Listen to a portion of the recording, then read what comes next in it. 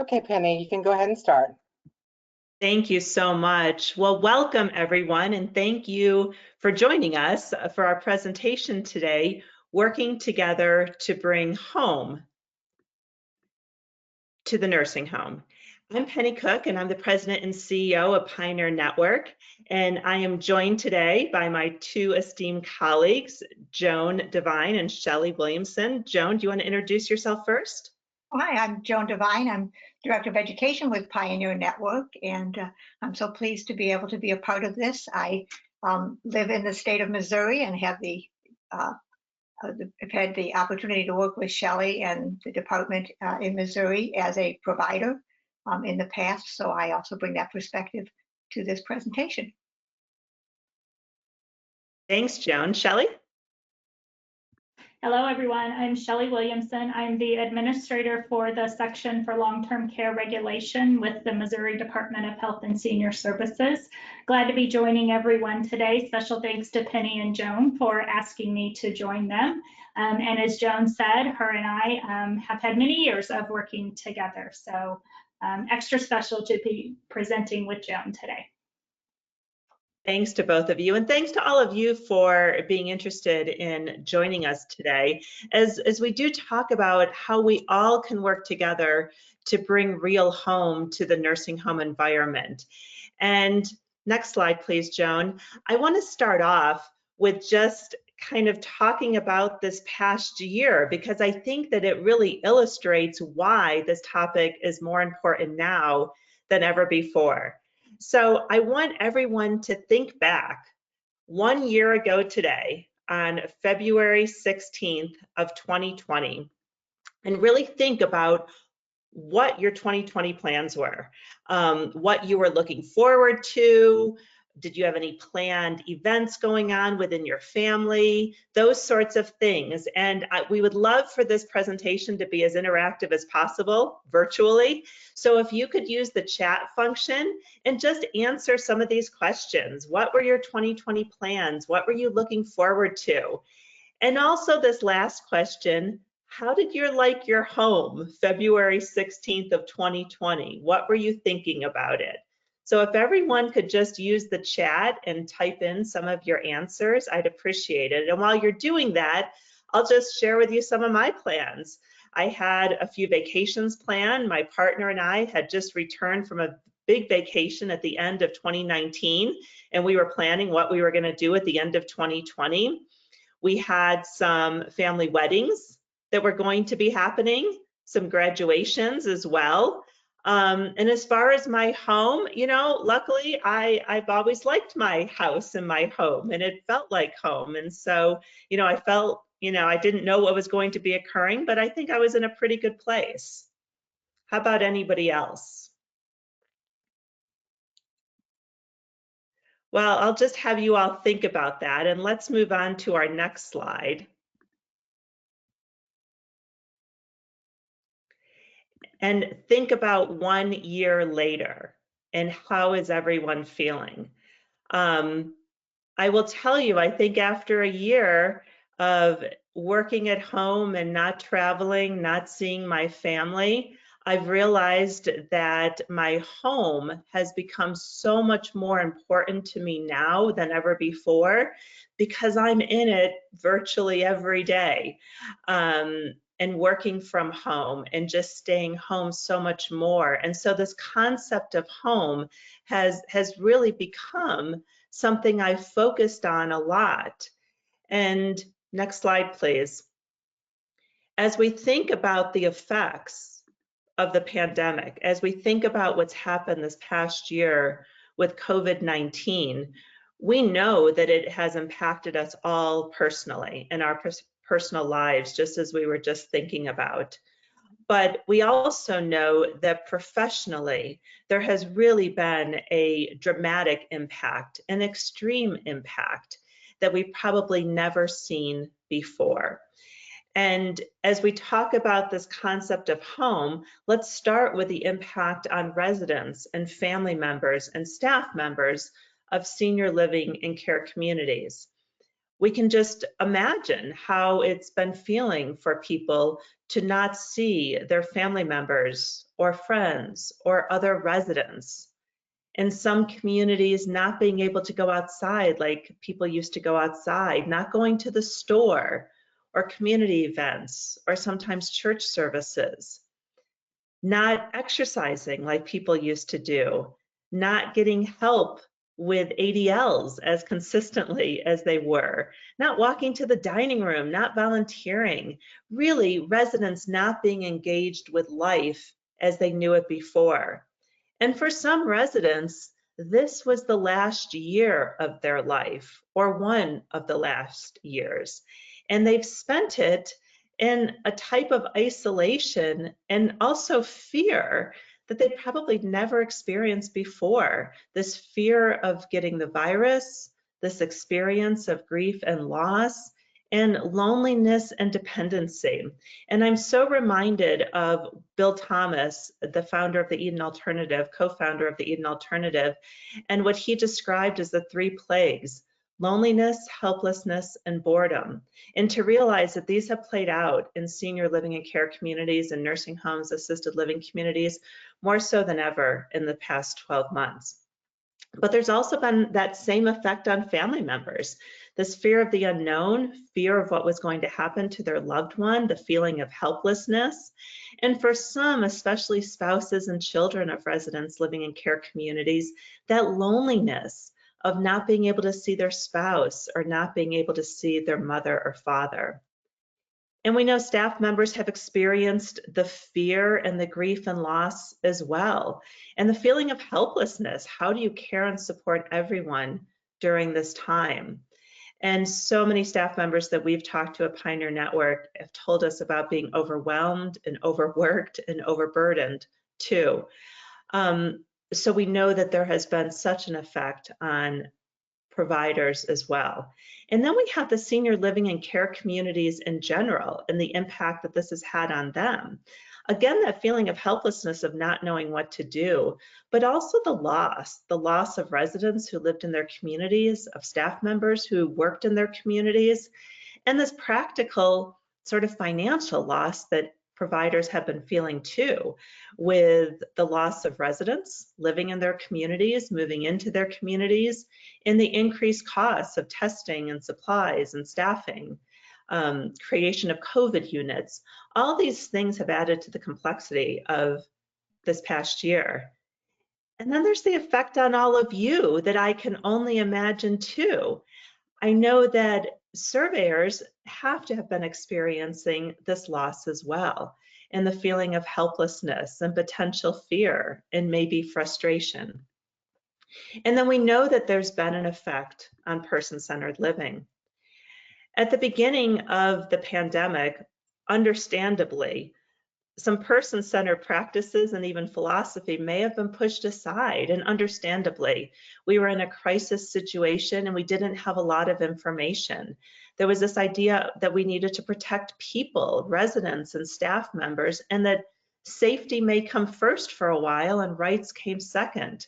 We know that clinical needs had to come first and maybe other needs second. And it's been so difficult to meet the individual needs and preferences while trying to care for the entire community. Next slide, please.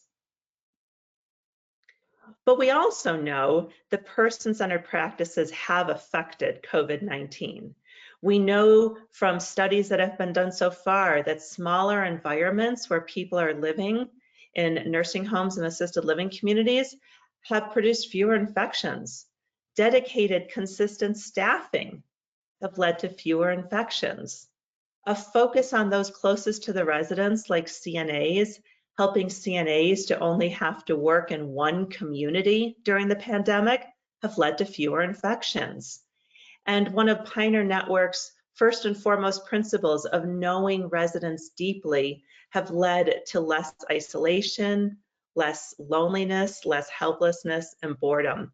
So we know that person-centered practices actually have had an effect on the pandemic in this past year. And what all this has done to bring it back to home is person-centeredness has provided a more comfortable home for residents and actually a safer place to live as well during the past 12 months. So during the rest of this hour, Joan and Shelley are going to give you some examples of a person-centered environment and what it means to work together. We're going to show you some environmental examples of what that means, some resources, and some programs as well. So I'm going to turn it over to Joan and Shelley right now. Well, thank you, Penny. I'm going to go ahead and pick it up here and just kind of talk a little bit about, just kind of get us back to make sure we're all on the same page here, which I do believe we are. As we have faced the challenges of this past year, you know, as Penny said, culture change and what we are doing has made a difference for us. And we're now at a point, as we look back a year later, to kind of look retrospectively and see what has done well for us on this journey and what has been challenging. And we know that this journey that we're on starts with that institutional setting that we're all very familiar with, and it's something that we're very comfortable with for the most part, and so it's very challenging to move beyond. But we need to change that culture, and changing that culture is not just about one thing. It's not just about the building. It's about the organization. It's about the people. It's about a personal transformation. And the definition of culture is the predominating attitudes, beliefs, values, and underlying assumptions that characterize an organization. Physical, organizational, and personal. So that's the journey we're trying to take, and we want to move to person-centered, and that's a term that, you know, many of us were so very pleased several years ago when the new regulations came out, and we saw so much of person-centered language. Not all, because we still do say facility, and I will tell you here at Pioneer Network, we are all about home, but we have really moved together. And even CMS, and I'm sharing something with you, I'm preaching to the choir here, but you know, CMS defines person-centered as to focus on the resident as the locus of control and support the resident in making their own choices and having control of their daily lives. That takes us to this third word, the last word that's on this slide, and that's person-directed. Because as we evolve, we've gone from institution to person-centered. Now we want to go from person-centered to person-directed. And the nuance between person-centered and person-directed, which oftentimes are used interchangeably, is really, I can center my care around you, but that doesn't mean I have to involve you. But if I'm going to direct, if you're going to be the one directing your care, then I have to be engaged with you. You have to have a voice in what it is we are doing and how we're doing it. And that's where we want to get to. And as we talk about some of the experiences that organizations have had, and as we continue with this webinar, you're going to see that person-directed has really, that voice really does make a difference. And so Shelley and I want to do a little bit of an exercise with you to kind of look at what this person-directed is all about. So we're going to ask you, we're going to do a poll here. I'm going to ask you a question that we actually asked a group of providers on a recent webinar that Shelley and Penny and I were involved in with Pioneer Network on finding our way to yes. So here's the poll question. If a resident moved into a skilled nursing community in your area, and they asked for a coffee pot in their room, how do you think the nursing homes in your state would respond to that? Would they say, we have and would accommodate this request? Would they say, we would consider accommodating this request? Or would they just not allow this request at all? So we'll give you just a couple minutes to answer this poll.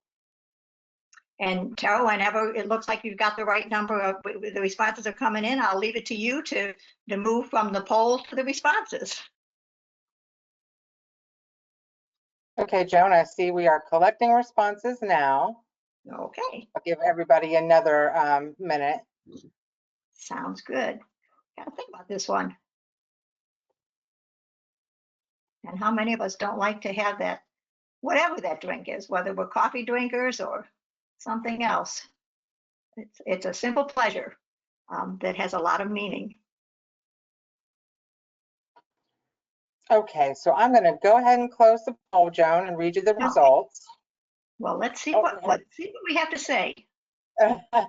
Okay, so 4% of the attendees said we would accommodate the request. 54% said we would consider accommodating the request, and 42% said this request would not be allowed. Very interesting. Well, let me share with you what the attendees at our recent webinar said. And these were providers. And the providers said 74% said they would consider it. 25% actually said they have accommodated such a request.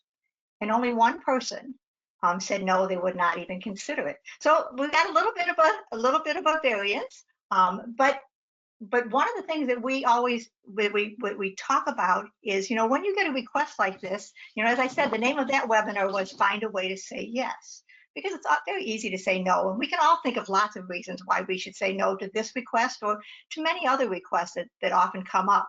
And so how do we figure out how to accommodate something like this? How do we figure out how to bring resident choice and make it real for them? So a couple things to consider. First and foremost, looking at the life safety code. And I will tell you that's been assessed by people much wiser than I, and they have said that there is nothing in the life safety code that says that this is not possible. But then you obviously have to do some assessment and some evaluation, starting with that resident, the person who is making that request. You need to assess their cognitive abilities, motor skills, sensory skills. You have to look at the environment in which you're looking at bringing in this coffee pot or coffee maker or whatever it is. We certainly need to look at infection control practices, something we have certainly been made very aware of this past year. And then maybe you need to consider the appliance. This one happens to be my individual, my one cup at a time coffee maker that I have in my home, and it does turn itself off automatically. So there's something maybe to think about. The outlet, where is it going to be? What about other people that might be around that coffee maker? Is there a risk to a roommate or maybe to others, maybe to staff? Does it create a trip hazard in some way? Who knows? We certainly know that there's a burn hazard involved whenever you're going to have a hot drink. So, then maybe you look at things like, okay, what kind of device would make this safer for this person? Would an individual pot like this work for them? How about a thermos type device? Maybe a Keurig where you're only fixing one cup at a time, or people have even considered a French press. So lots of different ways that you can think of to how can we make this happen. And then you look at resources, and one of the resources that actually is in the interpretive guidance from CMS, and is a resource that we house on the Pioneer Network website, which is a document on finding and on how to help assess and evaluate and create a care plan for something that involves risk. So you have a process. So many times in my experience as a provider, what gets us in trouble is not what we do, but how we do it. So when someone has this request, can we step back? Can we look and think about what might be the ways that we could accommodate and make this request happen for them? So that's kind of from the provider side. So Shelley, I'll let you pop in here and add a little bit from your perspective. All right, thanks, Joan. Really, all the same things that Joan said. You all know, as survey agencies, when we go in to evaluate things like this, we're looking at all those things that Joan talked about. Did they evaluate the risks? Did the home implement interventions in order to reduce that? Did they monitor it, and did they adjust it if there was a change or something that needed to be adjusted? How did they work with that person in order to try to honor their choice, at the same time minimizing or mitigating the risk that was involved?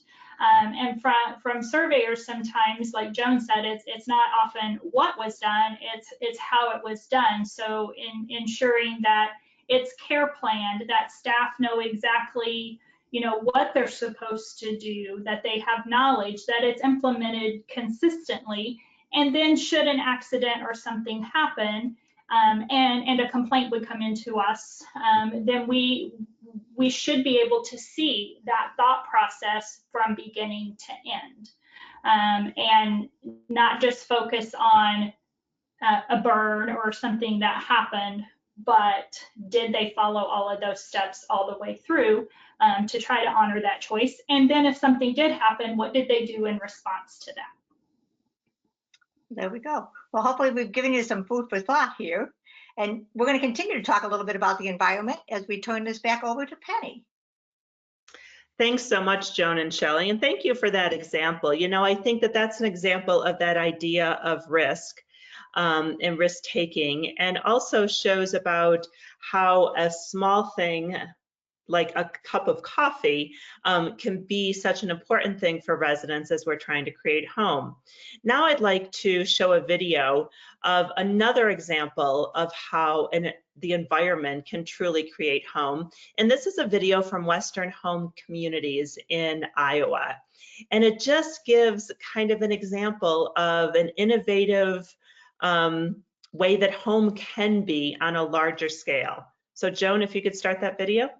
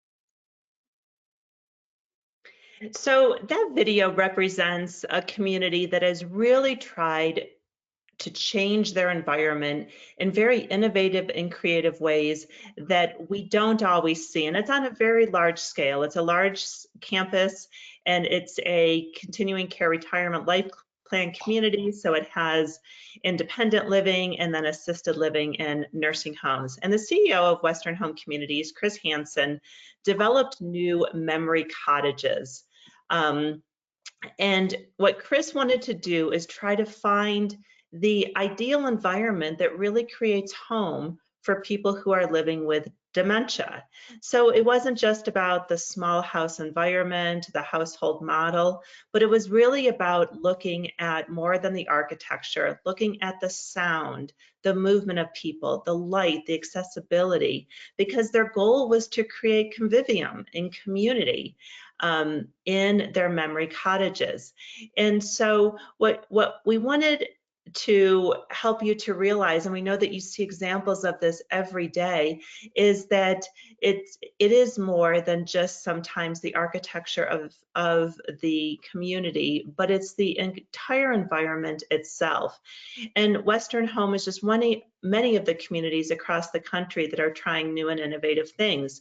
And one of the things that Chris said when he was participating in a webinar with us last month is that he really never knew that all of these things that he was doing in creating this type of community, this type of environment, was going to be so helpful during the time of a pandemic as well.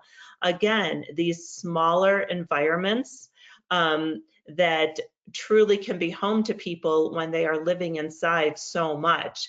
And so it's just interesting to think about all of these things that we've talked about for a long time. And as Joan said, these concept of person-centered philosophy and practices that are in the regulations have really become so much more important to us now. Next slide, please. So I wanted to let you know that there's a few resources out there, and we only listed two because Joan's going to talk later about all the resources on our website. for environmental change. And one of the most exciting ones that has just come out is an article in JAMDA, and hopefully some of you have seen this. And it's about non-traditional small household nursing home environments and the fact that they have had fewer COVID cases and deaths during the pandemic. There's a bit of a focus, especially on the greenhouse model, because that was an easy model to study during the past 6 months, but it really represents any kind of small house or household model. The other resource I want to direct your attention to is a white paper that we published about 6 months ago, and this was actually started pre-pandemic, but it was very appropriate and timely, and it's designing gardens or outdoor spaces to attract activity. One of the things that we found is really to create home, we need accessible outdoor spaces for residents and family members and staff members. And this white paper gives examples of how to do that within the context of the regulations, always keeping the regulations in mind, but how to do it inexpensively, or if communities have resources, to put financial resources into designing something more. Maggie Calkins was the author of this paper, and some of you may know Maggie. She is an architect that specializes in person-centered senior living design. So these are just a few of the resources, and Joan is going to talk a little bit more. And Joan, I'll turn it over to you. Okay, thank you, Penny. Well, you know, as we've talked about already, the environment is one piece of the foundation that can drive the outcomes. And, you know, as again, many of you probably have heard stories and seen wonderful examples of organizations that have fared well or fared better during this pandemic, and those that have been challenged, and those of us at Pioneer Network, those of us who are passionate about the movement that we have been a part of for so many years, really believe that the person-directed care, person-centered care is not dead. It was not a victim of COVID.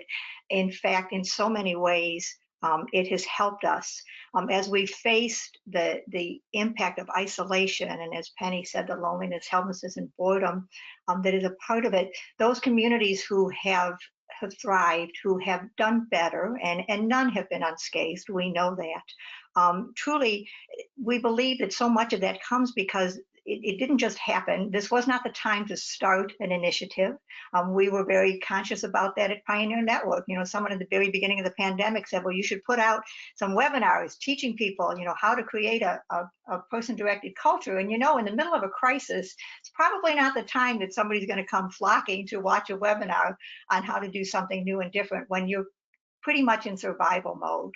But what we did find is that those communities that had that culture, that was embedded in what they already did, that it really did make a difference for them. And, you know, one wonderful example that we've had the privilege of sharing a lot of stories with, and they participate in events for us at Pioneer Network, is the team at Park Springs outside of Atlanta, Georgia.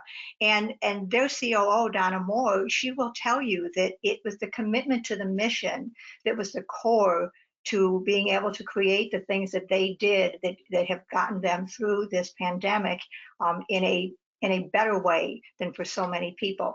This is a community that for approximately 45 days, the staff stayed and they sheltered in place with the residents.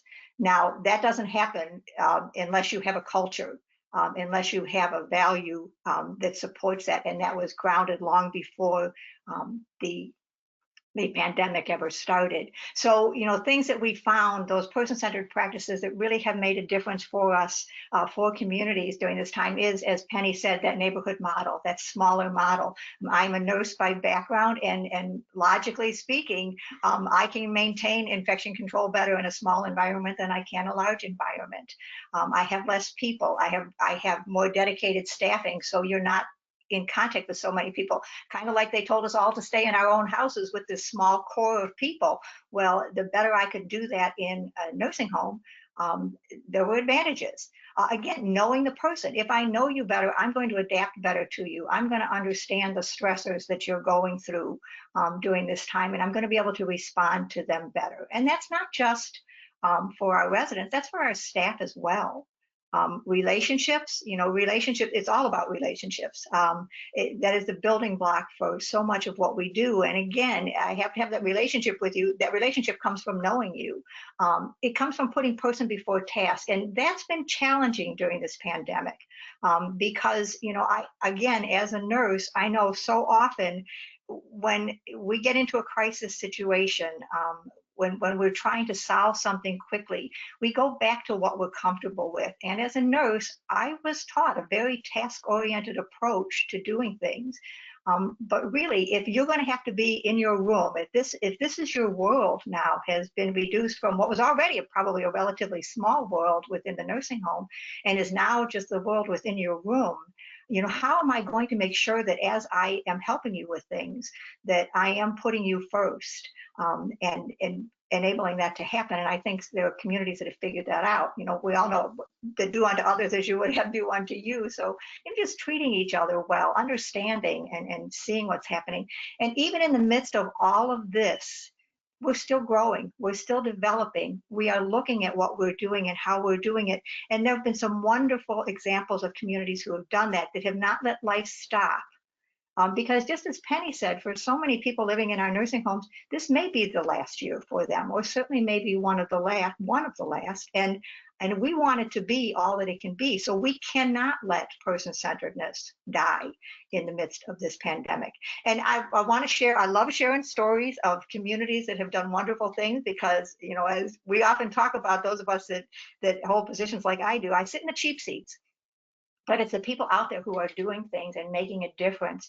And one of those communities that has done some wonderful things over the years is Signature Healthcare, which is an organization based out of Louisville, Kentucky.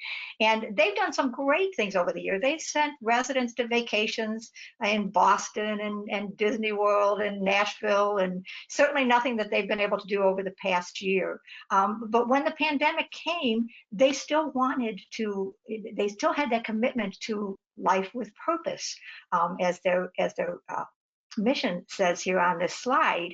And so they looked at what could they do. Normally they had intergenerational summer camps. Well, that wasn't going to happen for them. So I want to show just a little clip of what they came up with, because they were committed to do something that still engaged their elders, the community members at whole, the stakeholders and visitors. And even in the midst of the craziness of this pandemic, they were able to do it. So I'd like to share this short video with you.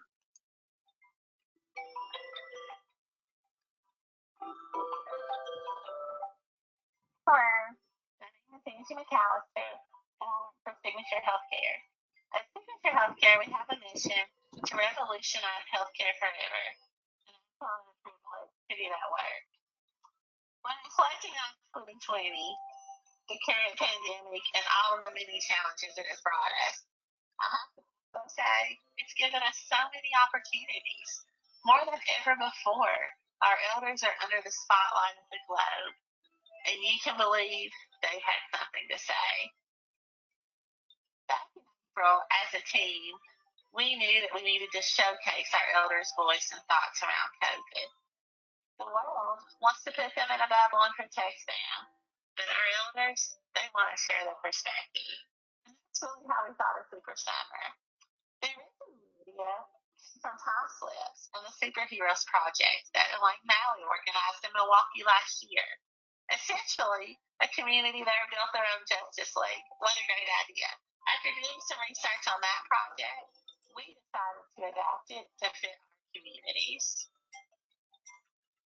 Super Summer was a 10-week creative engagement project that elders in our 109 communities participated in if they wished to. Each week, our elders received an engagement package of prompts that were designed to help them create and explore their own superhero identity. We all had one. The way Super Summer worked was that elders moved through the prompts, which gave them frameworks for creating poetry, writing letters to their personal heroes, creating imagery that they related to on a personal level, and at the very end, putting together a superhero display sharing what they had discovered about themselves on the journey. Here's an example. Each participant created a shield of strengths and were able to focus on their individual strengths rather than the feelings of helplessness associated with COVID. I think we could all use a shield of strength right now. Our quality of life directors, though, they're the true leaders of this project. While our project team may have worked behind the scenes to create the prompts, they committed to the work in the field. They committed to weekly meetings and discussions, and really all of that sped up the creation process of Super Summer. We identified the villains early on in this project. We really wanted it to be loneliness, helplessness, and boredom because we think each of us can relate to that on a personal level. Those are real villains in every single person's life. It's hard to identify a favorite prompt from Super Summer. All of them are really so beautiful. I think to pinpoint one would be the creative expression we saw represented in poetry. We have so many poets at Signature Healthcare and we didn't even realize it. One elder wrote an I am poem which beautifully stated the words, I am nurturing, full of motherly love for my children and family. Isn't that beautiful? Another favorite part of the project for me was seeing the elders create their superhero identity map. They had outlined templates to share their vital visions, but they created heroes like Artsy Lady, Coloring Queen, and the Traveler.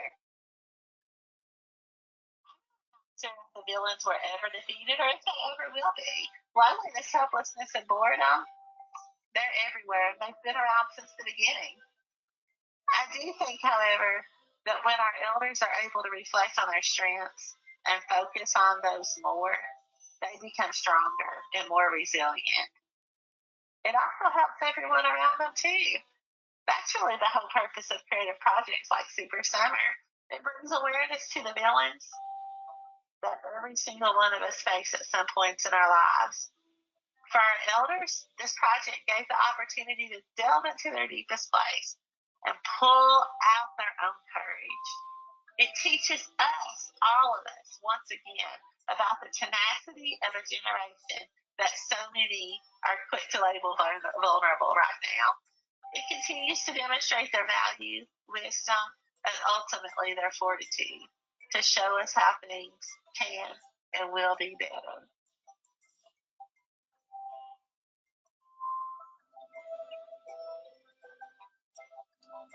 Well, what a wonderful example. What a wonderful example of joy. And we're going to hang on just a second. What a wonderful example of joy in the midst of so much sadness. And there was so much joy created by so many in communities across the country. I think one of the unsung heroes that certainly have shown in this past year are our life enrichment or our activity professionals in our communities who have had to be creative in so many ways, who have found ways to bring innovation to their programming.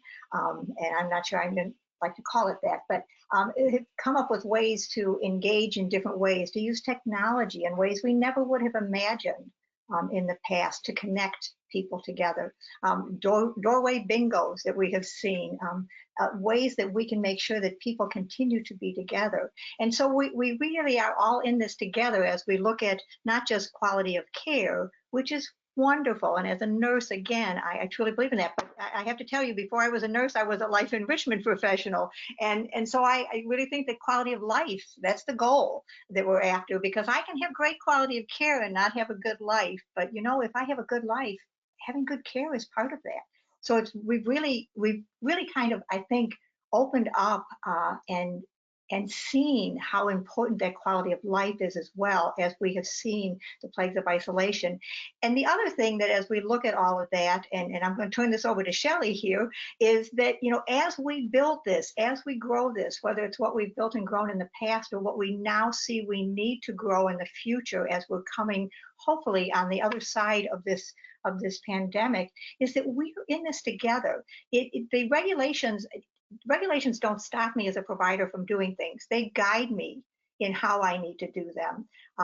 But we can make it happen. We really are, we're on the same page. And I think that's a message that I've had the privilege of working with some wonderful surveyors in the state of Missouri, including Shelley, to figure out how is the best way to work together. So on that note, I'm going to turn it over to you, Shelley. All right, thanks, Joan. So I'm going to spend a few minutes just talking about some of the things that we have done in Missouri to help support culture change and person-centered care. We have had a long history in Missouri with a very dedicated culture change coalition. One of the things that I'm very proud of, that we've always partnered with them, and I think that's a key word that I always try to keep in the front of my mind, is it's a partnership. So developing that relationship is really what's most important. So some of the things that we've adopted in our state is just that open communication.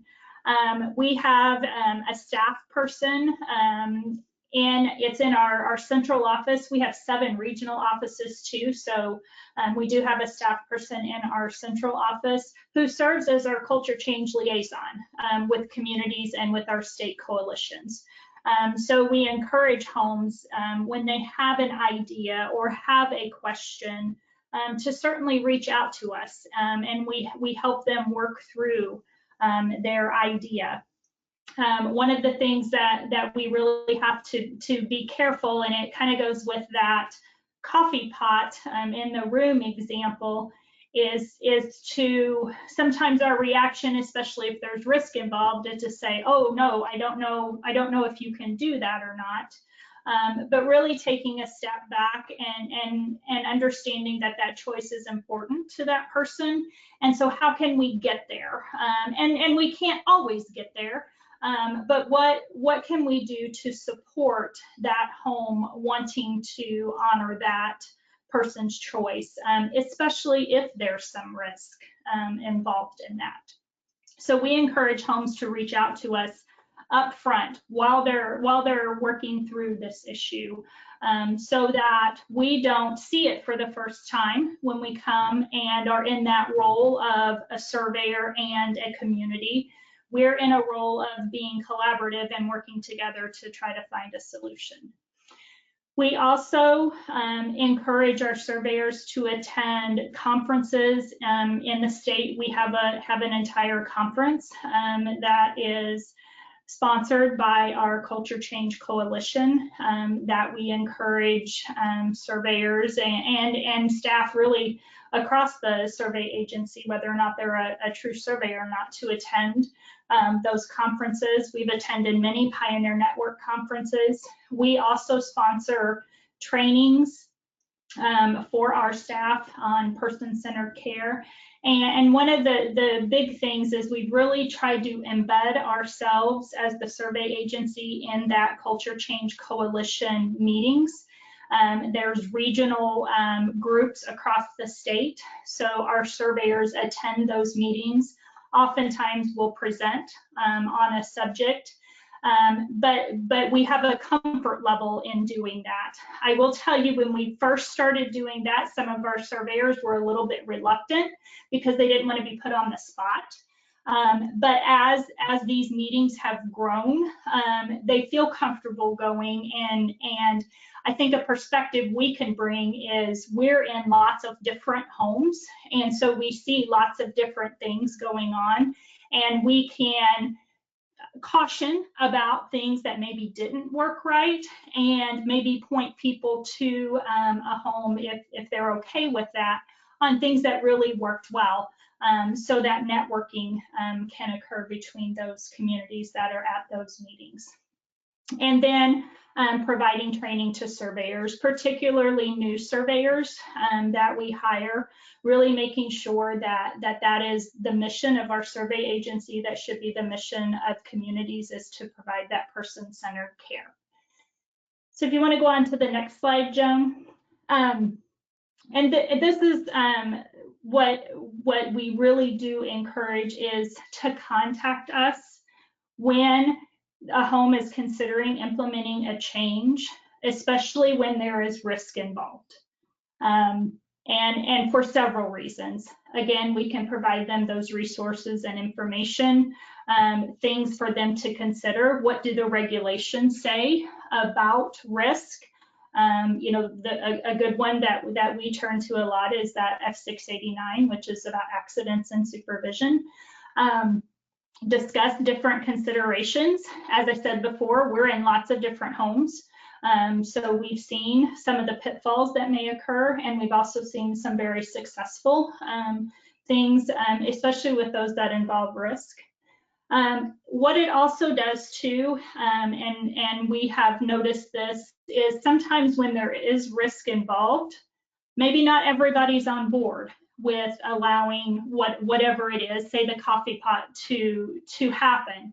So if we have had communication with that home, should we get a complaint or somebody contact us with a concern, we can all speak the same message and understand what's going on.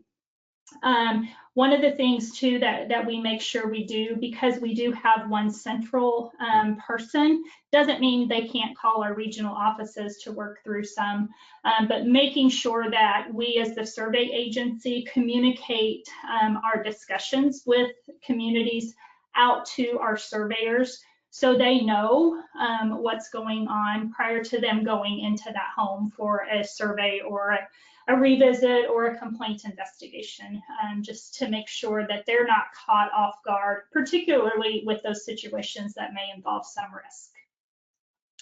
So if you want to go to the next slide, Joan.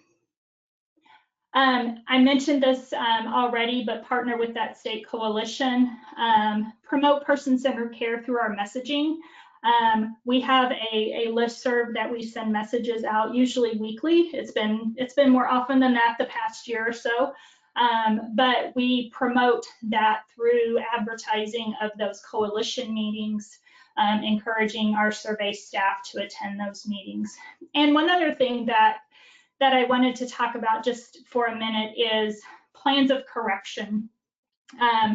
We've really encouraged our surveyors to take a look at those plans of correction when they do come in, and pay particular attention to homes that may be reactionary in their correction and create blanket policy changes in response to a citation. So, you know, an elopement, for example, making sure that that plan of correction doesn't institute a blanket policy that would restrict everybody from doing something. There's other examples out there. I know Joan and I talked about peanut butter in one of our conversations about somebody having an episode with choking with peanut butter. So the home wanted to totally take away peanut butter in the entire community. So just being responsive and paying attention to those sorts of things, because the last thing we want to do with the citation is to inhibit person-centered care. And sometimes those blanket policy changes can tend to do that. So just something that we have learned over the years, that we need to make sure we communicate with our surveyors to watch for those things. So I think that's the last slide for me, Joan. So I will turn it back over to you. And yes, this is the key word: relationships. It is. And I have to say, Shelley, listening to you again brings me back to two positions that I held for about 15 years.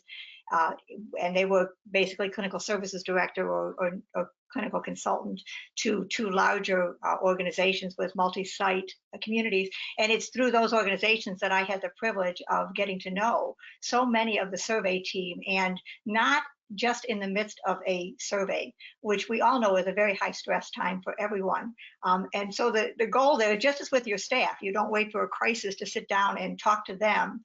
You have those conversations up front, just as Shelley had said, and those were so valuable, I believe, you know, over the course. It allowed us, I worked in two organizations that were really working to bring a person-centered culture to their organizations, and those conversations made such a difference. You know, as we looked at processes and the relationship within as well. You know, when I would go to develop a policy, I always started with checking with the staff to find out what they were already doing.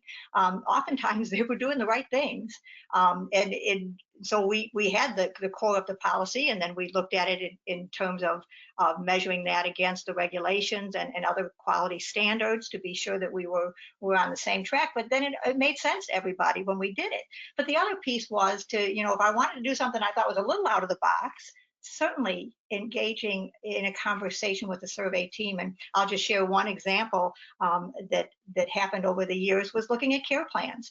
Care plans can be challenging. I think we all know that from both the provider side and the surveyor side. So, how could we make sure that our care plan policy made sense for everyone and served the resident in the way that we know is the most important component of that care plan, that it wasn't just paper compliance. So we looked at what constitutes a care plan, and we defined what constitutes a care plan. And was it our MAR? Was it our treatment record? Was it a Cardex system that the CNAs possibly used? And how could we bring that all together to develop that care plan, the plan of care, which is bigger than just the care plan document, and still be in compliance with the requirements that the RAI process asks us to be in compliance with. So we put that all together, and the conversation was had with the survey team before we ever rolled it out to any of the communities. So we knew what the pitfalls were. We made some adjustments on our side, and just as Shelley said, the surveyors knew what was coming, what to expect. And so when they walked in our doors and saw something a little bit different, it wasn't a surprise to them. And we could continue that conversation in a much more meaningful way. So those relationships make such a difference. I also happen to be I am on the board of MC5, which is Missouri State Coalition, and I'm the past president. So I've had many opportunities to be blessed by just what Shelley has said in terms of the involvement with the survey agencies. And what you're looking at here, this is a map of the United States, and you can see the dark colored states are states with coalitions, and unfortunately there's far too many that are in the light green and do not have coalitions. And I'm afraid a couple coalitions have been victims of COVID over the last year or two, as it's been more challenging for providers to find the time and to be able to support involvement in a coalition. But the value of it is truly, obviously I have my own bias on this. They're certainly valuable. It's a wonderful way to help grow the culture. We need each other. We need to network. There is no such thing as a new idea. And one of our founders, Barbara Frank, always uses the term share shamelessly. So when we learn something, let's teach each other what that is. So in the Pioneer Network state coalitions really can be partners with the survey agencies. There are some hiccups. I will tell you one hiccup that we had in Missouri a number of years ago, and Shelley, I don't know if you'll remember this. We had a member of our board was from the survey agency, and then something came out from someone statewide that said that, and I hope I'm saying this right, but basically that no one in a state office could sit on a board of an organization like MC5. And so we lost our board member, but that didn't stop us. We were determined to find a way to say yes. And so what we did was we put in place several advisory board member positions. So they were not voting board members. They were not committed or obligated to any of the requirements of our board members, but we had someone from the state survey agency continues to serve in that capacity. So they're there with us. They're there for the conversations. And as Shelley said, they attend the 14 different regional meetings that are held, well, virtually right now, but hopefully someday back to about every other month across the state, and following a wonderful Pioneer Network value, which is care closest to the individual. So if you want to reach the teams, don't make them come to one spot, come to them. And so that's what we've done. But Missouri is not the only state that has been doing some wonderful things from their coalitions. And I'll just share a couple examples, and hopefully help some of you are there from these states, and a little smile of pride as I share these things. Louisiana supports their coalition. They have CMP funding for their annual conference and are involved with that. In Georgia doesn't have a board for their coalition, but they engage their surveyors in many activities that they do. They've been engaged in a large CMP fund over the last couple of years and have brought surveyors in to be part of the training, including a 3-day certified Eaton Associate training, which was part of this grant. In Colorado, the trainer and emergency response coordinator for the department sits on the board. And currently, they're doing something pretty innovative. They're doing a series of interviews about experiences and lessons learned during COVID, and the state survey agency is participating in those.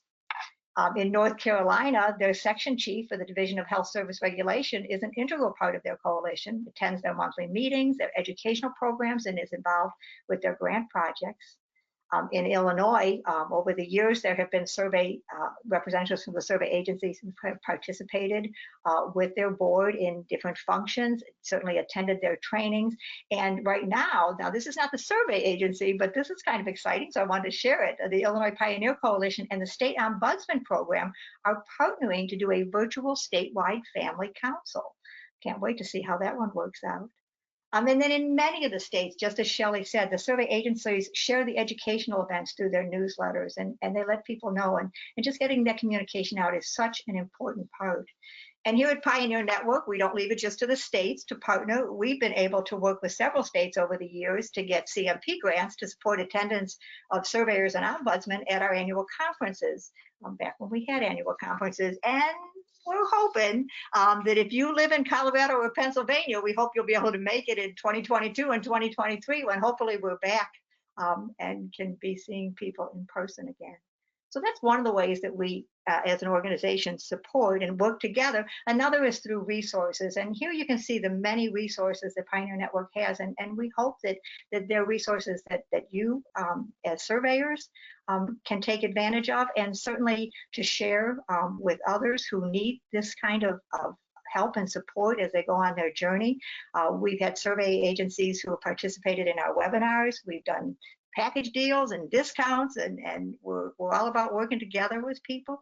We have a resource library that is almost all free resources and wonderful things that talk about the basic practices such as consistent staffing and CNAs and care plans and huddles and quality improvement closest to the resident. And how do you make those things happen? But just wonderful resources on that. We have a new series we're calling the Listen, Learn, and Explore, which is a combination podcast and then an opportunity to join a conversation to talk about a topic. Last month was about COVID. This month, we're getting ready to launch the next one, and it is, and I just went totally brain dead. Penny, if you know what it is, say it, because I just had one of those moments. It's Dr. McNichols, but I am not sure of the topic. It's on delirium. It's on delirium and the effect of delirium. And I've had this little short-term memory thing. On our residents. So real fun. We have this series called From Brian's Brain. Brian LeBlanc is an individual living with dementia, and he just shares his insights. And what a wonderful way to learn about what we're doing. And then, of course, we can't have our annual conference, but we're going to have a series of one-day symposiums, and our first one is coming up on March 23rd, and it's a wonderful opportunity to explore further the lessons that we've learned. So we love bringing those kind of resources to fellow pioneers and to all of you. And we got a really great new one that I'm going to turn it over to Penny to talk about. Thanks so much, Joan. So as Joan said, we have a very new and exciting resource, the revised Artifacts of Culture Change, which we're calling Artifacts of Culture Change 2.0. If you're not familiar with the original, CMS released the Artifacts of Culture Change back in 2006. And it was designed by Carmen Bowman and Karen Schaineman. And it was a self-assessment tool, mostly meant for nursing homes, to really evaluate where a community was on their culture change journey, and also to give them ideas about how they could move that journey forward. Well, as you can do the math, it's been 15 years since that initial release, and we received a generous CMP grant from the state of Maryland to revise the Artifacts instrument to really include the best practices that have developed over the last 15 years, to include the new regulatory citations in the tool, and also to get rid of those things we're happy to say that have become commonplace that we didn't feel we needed in the Artifacts self-assessment tool. And along with that, we were able to develop guidance for the tool. We're developing a whole slew of resources that communities can use not only to complete the tool, but also to help them with some of the practices and principles in the tool.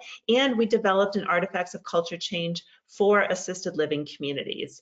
And Prior to this, a lot of communities used the original nursing home tool, but it just didn't necessarily fit with the language and with the practices that occur in assisted living communities. So we're really proud to launch that, and we're actually holding a webinar this Thursday, a free webinar about the Artifacts tool that you can go to our website and get more information about. So I'm mindful of our time, so let's just go to the next slide, Joan, after this one. Because I want to leave you with one of my favorite quotes, and it just, I think, applies to the work we do. And it's by Maya Angelou: do the best you can until you know better. Then when you know better, you do better. And I just feel like that's the world that we live in with long-term care, that we're evolving all the time, and that the things that we did 10 years ago, 20 years ago, we know better now, and we do things differently. So there's never criticism about the way we evolve. We're just happy that we learn from what we've been doing and that we move forward. And one of the reasons that we wanted to come talk with all of you today is because we really do feel that we need to all be in this together in order to provide the quality of life and the quality of care that residents who are living in long-term care communities need and deserve. So with that, Tara, we can open it up to any questions and discussion, and I just want to thank everyone for being here again. Yes, thank you, Penny. If anybody has any questions, you can type them in the chat box or send them in through questions. We'll give everybody a few minutes. So as people are putting questions in, I just wanted to comment about a story that you told, Joan, about the state of Missouri and what happened with your board. So I live in Colorado, and I am a former ombudsman. And I used to run the Colorado Culture Change Coalition. And I have to say, you know, we began our coalition back in the early 2000s. We were the third state culture change coalition to start. And we wanted to make sure that we had all representation on our board. So we always had someone from the state survey agency. And right in the beginning, we had that potential issue, and they always served as an ex officio member of the board to get around any of the state policies that were in place. So it was just funny when you told that story, Joan. You make it work. You do.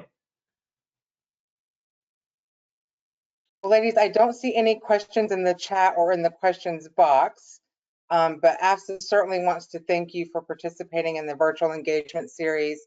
So thank you to Joan and Penny and Shelley. What a wonderful, engaging webinar. Thank you so much. Thank you for having us. Thanks for having us.